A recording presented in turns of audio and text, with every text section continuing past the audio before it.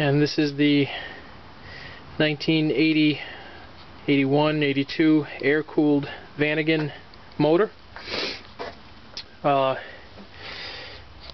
You'll find the oil pressure sensor right around here, right around cylinder 4. Should have a little boot there. Keep the air in there as much as possible. And you can unplug the terminal that goes to it. And probably a good idea also